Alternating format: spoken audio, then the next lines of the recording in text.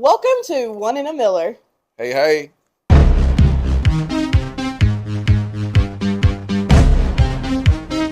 This is the One in a Miller podcast where we are here to discuss all the crazy that is Reddit stories. I'm Neeosha, I'm Justin. and we really hope that you enjoy our channel. So sit back, relax, and let's have a grand old time. Please drop down in the comments and let us know your favorite Reddit stories. Also, give us a big thumbs up and subscribe to our channel. And with that being said, we're going to get right into our very first story. I was inspired today by Sinners with the title, and it is It Be Your Own People's. So we're going to talk all about family drama. First story. Let's get into it. Am I the butthole for not going to my nephew's graduation party? I, 39 male, and my wife, 33 female, have a nephew graduating from high school. We have two little girls, a 2-year-old and a 2-month-old. The 2-month-old has already been hospitalized once due to a severe infection. She now has colic, making it very hard to travel. My wife is a stay-at-home mom, and I work 10-hour days. My family has now been guilt-tripping me about coming to my nephew's graduation party, even if it's just me. We don't want our youngest traveling the 2 hours one way to and from where the party is and then back home. 4 hours in the car altogether, let alone being around a bunch of people she isn't used to. My wife has said that she is okay with me going by myself, but I don't want to leave her alone with both girls since she has them during the week by herself. I said when she was born that we would not be traveling with her before the age of 3 months because her sister had complications and we know the troubles of a newborn. I have stated on multiple occasions that we would not be traveling with her to all of their faces. My parents, the day she was born. I feel like our boundaries about our daughter not traveling longish distances before 3 months is being crossed, and if I give in to this, where would it stop? My sister is crying to my parents and having them guilt trip me as well. They don't care if my wife and girls come or not, only me. Am I the butthole? Yeah, I don't think so in that situation because I have to ask a question, do they respect you and your family and what y'all have going on? And if they've already stated that they don't mind you coming without your wife or your kids, then it doesn't seem like they care a lot about his family anyway. His family. His family that he's building right now anyway. So I mean, that would be my biggest thing. And I mean, like if you said like we're not gonna do X, Y, and Z, and you're concrete in that, then you have to just live in that and kind of stay in that. Because as a man, you gotta draw a line in the sand. Because if you don't, I mean, there's some stuff that you're flexible on. But if you don't draw that line in the sand on stuff that you like really concrete on, then it only gets bigger and bigger and bigger. So yeah, that's my 2 cents. So here's some edits for the context. It says that they live in the U.S. and the nephew's 18. He isn't going to college. He's more mechanical, technical, so he's moving across the country a week after his party. Some may have guessed it. Yes, my sister is the golden child, especially with my dad. We think she is trying to live vicariously because she did not graduate high school. My sister and my wife do not get along. Her and my dad aren't the best either, but my mom and her get along too well. My dad and sister have a tendency to blame my wife for everything, even if it's my decision. So that's where it stands with me. Like, I kind of clocked that before, that the sister doesn't like the wife and is probably trying to create a divide. And I wonder, too, if it's like some shelterness there as well, like for him. Because, like, if she's a golden child and, like, she's a golden child of your dad, but your dad and your sister don't like her, like your wife, like, why is that? So I would be, like, curious. Is it, like, why do they blame her regardless of what goes on for, like, your shortcomings or whatever goes wrong? Yeah. He's probably been, like, really accessible to them. And now that he has a wife and his priorities have shifted, they probably just don't like the new dynamic. Yeah, that's a good point of view. Yeah. That's a good point of view. If I were him, I would focus on my family. Reach out to your nephew separate from your sister, because the nephew probably could care less. Probably your nephew probably doesn't even know that like his mom is doing all of this, and it's probably like, just let uncle, whatever. It doesn't say name, but let uncle whatever. I understand he needs to take care of his family. Whatever. Yeah, a lot of times you wouldn't even like, unless you're like super close in your family with your nephew, like it's really not that big of a deal anyway. To me, it depends on your family dynamics. Like, to me, that wouldn't be a big deal. Right. So some of the comments say, it's called bring a father and I guess they meant being. It's called being a father and husband. Everyone is secondary and of lesser importance when you see the need or wish to stay home with your wife and children. Your family is being silly. No need to explain yourself. Yeah, sure. I was definitely wondering what the comment said on that one. So yeah, one more comment. Send a card. Feel no guilt. Take care of your family. The one you created is the most important one. Exactly. Let's move into story number 2. Right. All right. Am I the butthole for exposing my sister's fake cancer to our parents? Oh, God. After she refused to come clean herself. How you fake it? Well, I know how you would fake it. We're about to see. Yeah, we're about to see. I'm curious why you would fake that. I, 34 female, just found out my sister, 31 female, who has been telling my whole family she has cancer for the last 8 months, has been lying. She shaved her head, said she was doing chemo, and had our parents move in to help her through treatment. Yeah. I started to have doubt when, besides also staying out late relatively frequently, she would never let anyone attend appointments with her. Yeah. And she clearly had way too much energy for someone going through aggressive chemotherapy. Last week, I ran into the office manager of my sister's oncologist at a coffee shop, small town. I casually mentioned my sister, and the office manager was confused. She had no idea who I was talking about. I did some digging through doctors and spoke to my sister about what I had learned, and she broke down and spilled her guts. It turns out she fabricated the whole story because she was in over her head with debt and wasn't able to afford her apartment anymore. The cancer story got our parents to move in, and she could then stop paying her bills. Hey, desperate times calls for desperate measures. Not that. I was furious and told her that she had 24 hours to tell our parents the truth or I would. She asked me not to tell them because it would ruin their relationship with them. She did not tell them, so yesterday I took everything to our parents. Our parents are heartbroken. My sister is acting like I had no right to out her, and she didn't even say this to our parents. She was going to stage a miraculous recovery next month. She said I ruined her life and that family should be trying to defend each other rather than expose each other. Well, you go first. Yeah, I think the sister, the cancer sister, we'll call her the cancer sister, is crazy. And to do all that just because you were in debt is absolutely insane. You're taking your parents through an emotional roller coaster, and that is so manipulative and just unnecessary. If her parents were willing to move in, I'm sure they would have been more than willing to help her out with her bills had she been honest. Yeah, but that's what, like, when I first heard it, that's why I said somebody to help their bills. Because that would be like one of the few reasons you want to fake something like that. Or, you know, there's a few other reasons, but like that's like the first one that came to mind. Right. But personally, like, I don't think, like, I get she's wrong. I'm not excusing the behavior. But I'm also not one of those people that, like, when I find something out, like, even if, like, I have siblings as well. I'm not one of those, like, you got 24 hours to do something. Right. Like, I think my first question would be like, not question. After I gave a few, like, some colorful words, I would have said, well, what's your plan? Like, what, like, let's figure out what type of debt you're in. Right. Because obviously it's enough for you to go to this extreme. Right. And then after that, like Kat say, after that, I would have said, like, you know, I don't know, I guess it just depends on, like, part of me says I would have went along with the miraculous comeback. I was like, oh my God, it's a miracle. Yeah. And then the other part of me is like,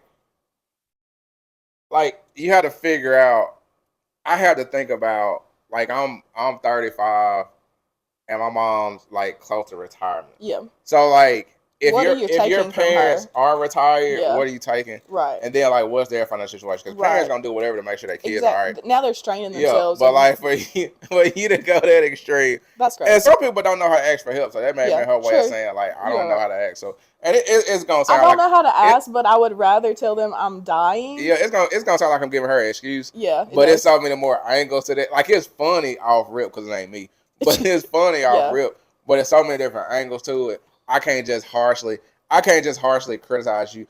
Like, the act is wrong, but I can't just get a arrow out and just target that one thing and say, "Oh, you wrong for that," because people do desperate stuff every day. So I don't know.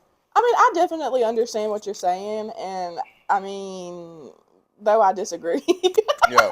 I'm just like, no, she's wrong for that. Like, we got the P. Diddy trials going right now. Yeah, and I understand, and they doing stuff. like, people do things out of desperation, but, like, faking an illness, like an illness that people are literally dying with, and I guess because I do work in the healthcare field, and and maybe that's what's kind of making me decide because I know what a chemo patient is going through and what it does to their body. But yeah, I would have, her sister ain't wrong though, because I would have said, man, you ain't getting skinny. Right. For sure. I question it, and then I'm asking, like, why don't you want us to go with it? You got your full color. Like, we're trying to be supportive to you, like.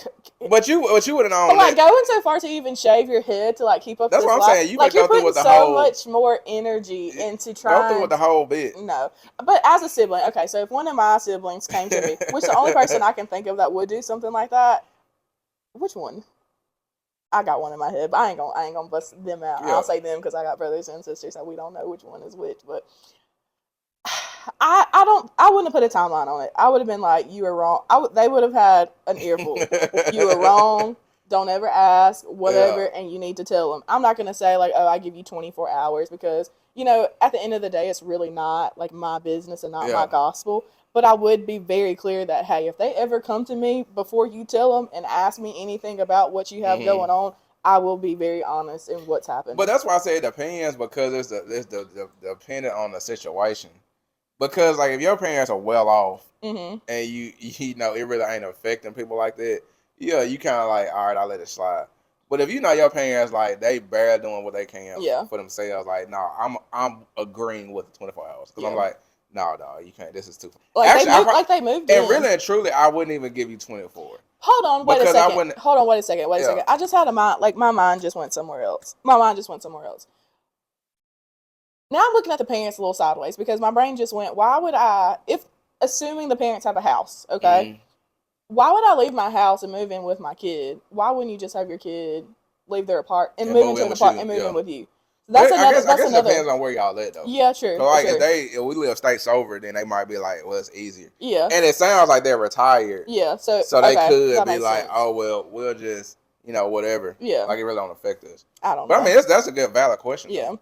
Well, some of the comments, it says, not the butthole for telling them, but you are a tiny bit of a butthole for demanding that she tell your parents exactly, immediately. That's what I'm saying. Like within 15 minutes of finding out. 24 hours is too long to be deceived into thinking your child is dying. Mm-hmm.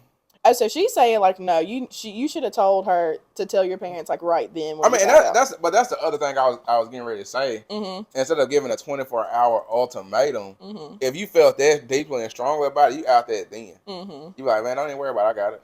Another piece of me, too, because this comment says, info, what do you mean you did some digging through doctors? Also, per HIPAA, the office manager shouldn't be confirming or denying whether someone is a patient where they work.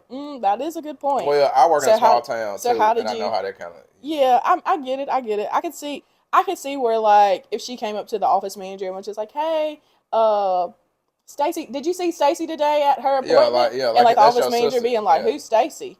Or saying, like, what do you mean see Stacy today? Kind of, if they know each other personally. Yeah, and if that's your sister and they know that's your sister, they're going to be like, oh, yeah, she came by. Right. The comments are more fixated on, like, the HIPAA violation more than anything. So, yeah, that was pretty wild. Do you think that once she comes clean to her parents, do you think, like, this is a forgivable act? I mean, her parents will forgive her eventually. Yeah. I mean...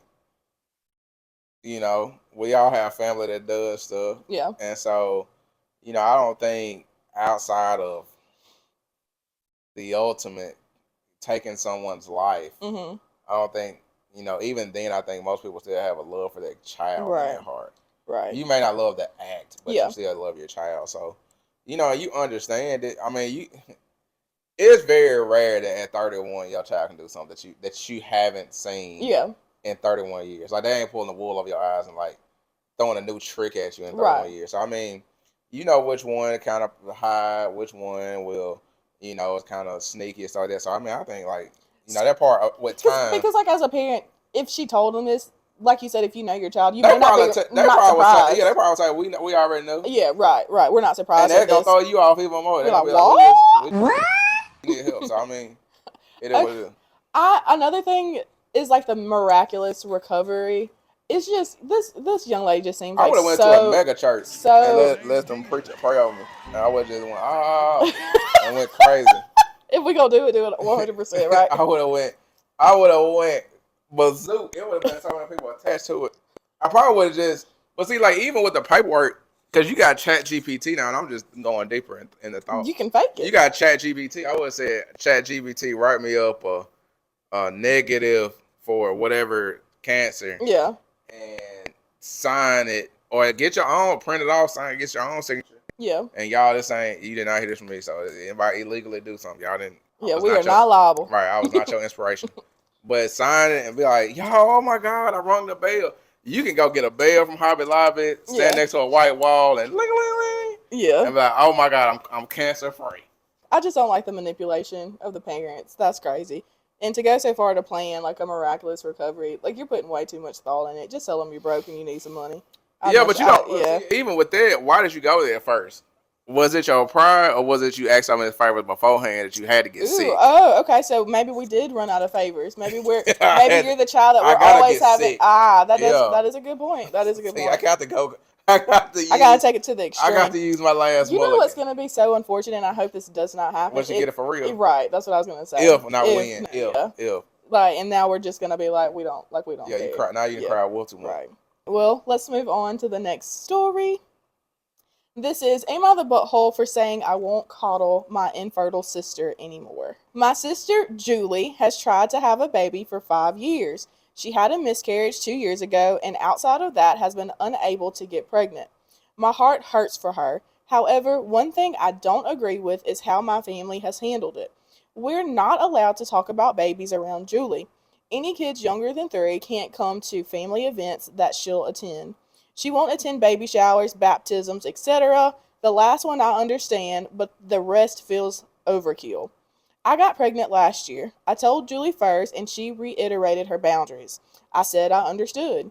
The first hurdle came with my baby shower. My mother-in-law was throwing it. I didn't expect Julie to come. Then my mom told me I shouldn't have one, period, out of respect. I said that was ridiculous. She didn't have to come, so what did it matter? Only 3 people from my side of the family came to the shower.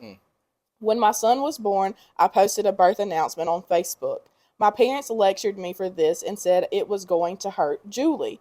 I said she could just block or mute me. They said I should make the effort.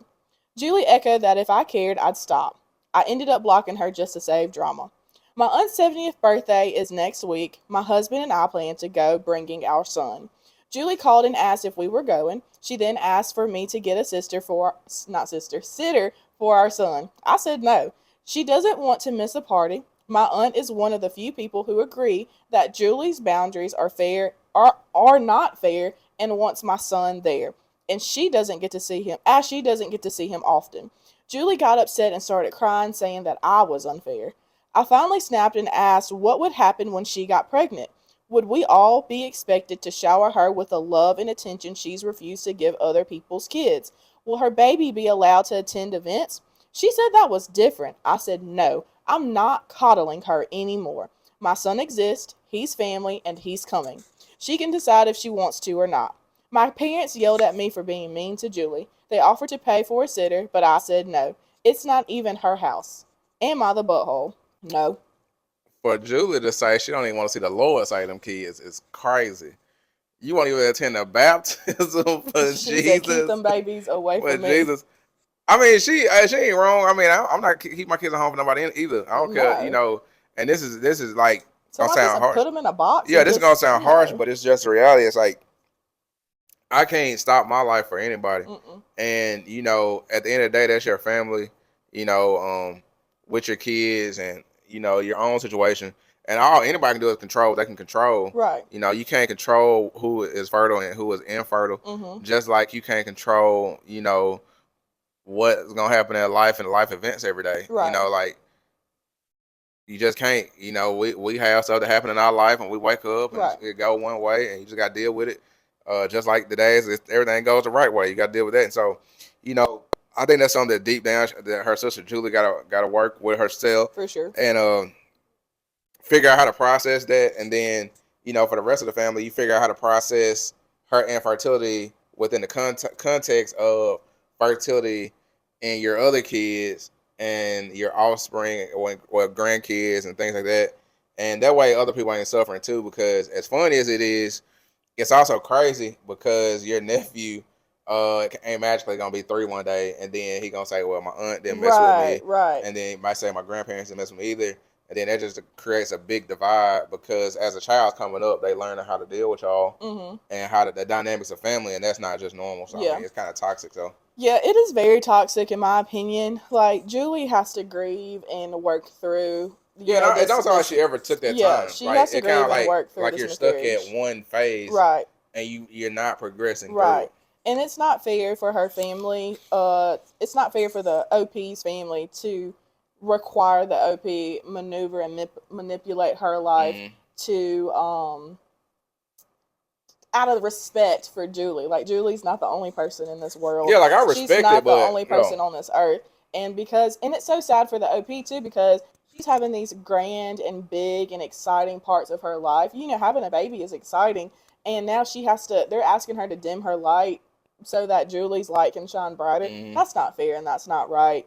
And they just, Julie's, I'm sorry, Julie, but I hate to say, like, get over it, but at some point we're going to have to I don't want to say get over it. We're going to have to work through it. We're going to have to work through it. We need to work through this, Julie. You got to make progress through the process. And another thing is, Julie, if you don't want to see kids, don't come. I'm not going to not bring my kid around just because it's an inconvenience to you. That's not fair. That's not right. And for the parents to decide to, like, piggyback off that and support that, to me, is insane. If Julie doesn't want to see my 3-year-old son, if Julie didn't want to see my son, period, then don't come. I'm not going to not come. I'm not going to not be supportive to all the family and what they have going on just to appease you. You don't come. You're the person that's having the problem, so you don't come. If I have a problem with something, and I know somebody I have a problem with is going to be somewhere, I'm not going to go. But I'm not going to ask that person and everybody else not to go. That's crazy. Like, and unless she live on the rock, she's seeing kids every day. Exactly. What do you do to the kids you see in Walmart? Right. Like, what are y'all doing? Anyways, here's some comments. Not the butthole. Your sister is taking this way too far. Your point about her possible child is totally valid. I doubt she's doing this with friends and coworkers. That's very true. And that's another thing. Julie, you have shunned me for so long that when hopefully this does happen to you in your life, it's going to be very hard for me to then turn around and support you. I'm just going to say, okay, yay, I'm glad you got a baby. Like, it's going to be very hard for me to support you after you've been such a booty to me. Exactly. Anyone else sees the insanity? I can't have kids, so disappear your kids from the family life and events. And your parents agree? Really? So you will not have Christmas with them or celebrate anything? Right. They should all go to therapy, all 3 of them. I agree. Because and then for the grandparents, do you not want to have a relationship with my child? Do you only want to have a relationship with Julie? Is Julie the golden child? That's my next question. Is she more favored by your parents than you? Because that's what it's looking like. That's all insane. All right, so we have one more story, and I will let you pick from the title, okay? So the first one is, am I the butthole for refusing to change my baby's name after I named her after my dad's affair partner? Or am I the butthole for refusing to pay for my sister's therapy after she ruined my wedding? Which one are you feeling? Let's go with the affair partner. Am I the butthole for refusing to change my baby's name after I named her after my dad's affair partner? I, 26 female, just gave birth to my daughter, Annabelle. I didn't announce it beforehand because in the past, one of my family members stole a baby name and it created a lot of drama. My mom wanted to know, but I was adamant on keeping it a secret.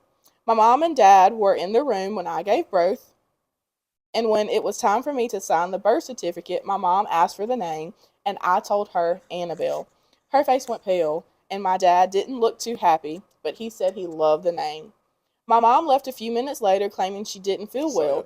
She said she'll come over in a few days and to help with the baby.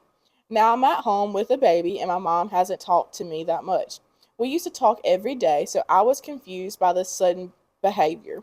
My sister Emily lives with mom still, so I called her over to talk.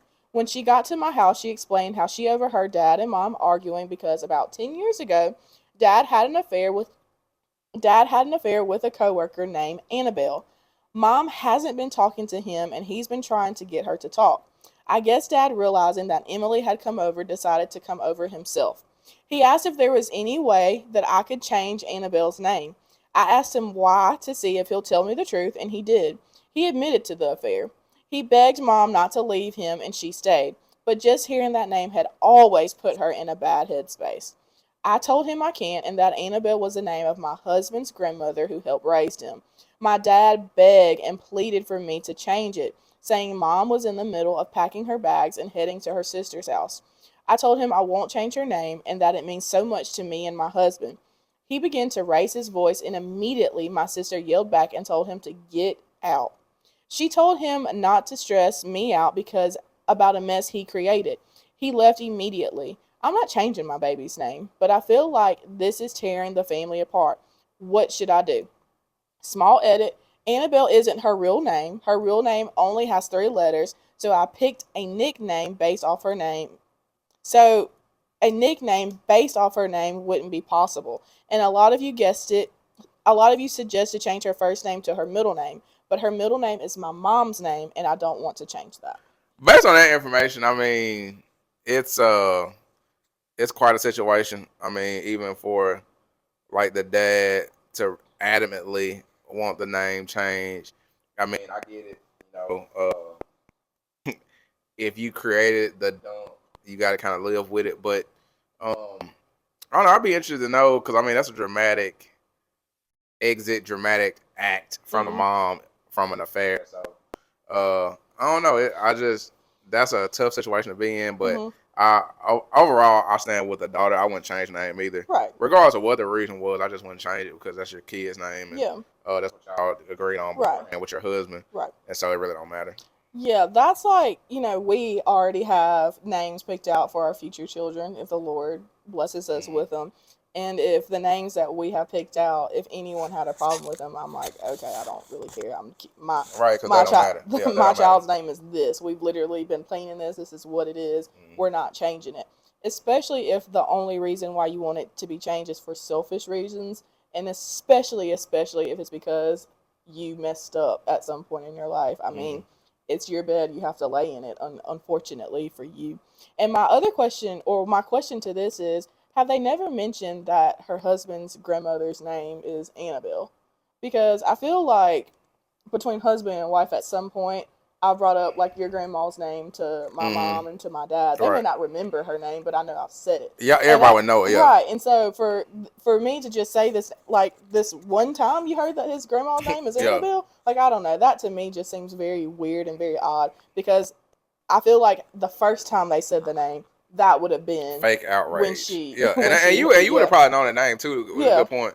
You probably would have known that name too, like baby showers. Right. You would have known that name long before that. So right. I agree with you on that. Okay, there is an update. All right. So my sister went over to my aunt's house to talk to my mom about what happened. My mom then came to my house to talk. She broke down saying how sorry she was for being distant and that it was wrong not to communicate with us about what was happening.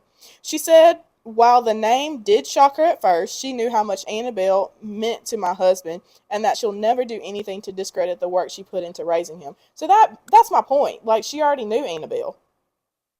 So why are we just mad because now it's the grandbaby's name? Like, what are we mad about? For real. I'm confused. I asked why she didn't tell us about the affair. She said because she knew that she was mentally too weak to leave, and the last thing she wanted was to show us it's okay to stay with a man who cheated on you. I asked if she planned on leaving Dad, and she said she doesn't know. She admitted that she never got over the affair and is mad at herself for ruining the moment her granddaughter was born. I told her there is a nickname that she wants to call her. If there is a nickname she wants to call her by, I told her no. Girl, this grammar is messing me up. I'm going to read it exactly as it's written.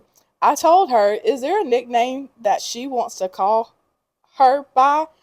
And she said no. Gotta be and that she wants to honor the memory of Annabelle's great-grandmother. We hugged it out and talked, so I think everything is okay. I really had to read that slow because it was tripping me out. But yeah, like I said, she knew the grandma's name was Annabelle, so now are we upset? We're not upset at the name. We're upset that the grandchild has the name. Yeah, that's gonna be in your family for ever and ever and ever and ever and ever. eternity. Yeah. So I don't know. This is crazy to me. There's a second update. You ready for the second update? Sure. So I'm actually going to separate myself from my mom and my dad. My mom said she was going to get couples counseling as well as therapy for herself. I thought that was good. I guess my dad read somewhere that it's best to completely be honest about the situation if he wants to move on. My dad is a science teacher at a high school. So Annabelle wasn't actually a co-worker. She was a student. Oh, Jesus. He taught her as a freshman and had her in his AP class as a senior. She graduated at 17, and they added each other on Facebook, and things went from there, I guess. I asked my mom if she knew Annabelle was a student and not a coworker. She broke down and admitted that she did. I asked her, how can she be with someone like that? She didn't answer me. My sister was disgusted by him and cursed him out, calling him a child lover. She said she would never talk to him again. I agreed with her and told my mom that I can't allow my kids around her if she thought my dad's behavior was okay. My dad said that Annabelle was an adult and that it was a mistake what happened between them. He then said it was a mistake to open up about the situation if it was only going to make things worse. My sister moved in with me, which I don't mind because the house has plenty of room. My dad and mom have been blowing up our phones, but I can't talk to either of them right now. Yeah, I mean, even in that, it would just be more information. Because, like, are you saying they got together when she was the student school, yeah. was 18, 19, 20? Like, Yeah. what is he considering an adult? And then on top of that, again, going back to it, like, it's just one of those. You don't. When it's your kids are just always gonna take sides, and like they're gonna make their own judgment assessment. And I do think that I respect him for allowing them to do so by completely unloading the vault or opening the vault, and that's respectful. And I think like once the dust settles in, they'll all figure out a way to coexist with one another. I think it's a little extreme to say like I don't feel safe. My kids is like, I mean, it's not like the dude did his family. Yeah. I mean, so I think that's like. I'm not giving him a pass, but I'm just saying, like, with a level head, that's a little extreme. And I think that's just like one of those knee-jerk reactions immediately to the situation. And so, you know, like I said, once the dust settles, I hope everybody comes back together. It's easy to call your mom, you know, all kind of names and stuff. But, you know, it's easy a lot to of judge stuff we don't know until we're in the situation, right? And, you know, I look at some stuff and say that's kind of weird because I'm not in it, but I don't know what they went through. I don't know what got that person there before. And, you know, so it's a lot to it. Yeah, I definitely agree. This seems like a mess, and I don't blame the OP for distancing herself from her family. If that is what brings her peace, we can't forget she just had a child. You know what I'm saying? And she has bigger fish to fry, and her focus needs to be on her baby. Hormonally, she ain't there anyway, right. so she can't take on. She can't take on that much stressors outside of her home. So like that many stressors outside. Right. So distance yourself from your family if that's what brings you peace. Focus on raising your baby, and then whenever you get to a place where you can really sit down and have a discussion, then do so. Whether it be 2 months from now, 3 months from now, whatever the time limit, you know, that's at your discretion, and separate yourself from that too, because this is your parents' trash. Like this is their muddy waters, murky waters that they need to clean up. And you know, I understand, like as a child, you probably want to insert yourself and have feelings about the situation, but really and truly, like this is your parents' burden, and they need to carry it, and they need to do whatever it is they need to do. And if your mom decides to forgive your dad, well, you can't be more upset at your dad for cheating. You can't be more upset at the person who it's affected by. And you know, and if you're in your own time, you know, you have your reasons for you do or you don't want to forgive them. That's at your discretion. But be okay with whatever decision that you make and whatever comes behind it. I'm cracking up at this one comment though. It says, "But are you still naming your baby Annabelle?" Right, to get back to the main point, is Annabelle still in the family? Right. Annabelle here with us. Is that we need to know? Because Annabelle got 50-50 chance she gonna make it through. Oh Jesus, that was pretty interesting. Prayers out to them. I hope they get that all figured out. And with that, y'all, that is it for today. We really hope you enjoyed today's video. If you did, please hit that notification bell. Also, subscribe to our channel. And listen, if you have any juicy family drama, drop it down in the comments below because I'm nosy and I want to know what you got going on. Anyways, y'all, thank you guys so very much for watching, and we'll see you guys in the next one. Bye.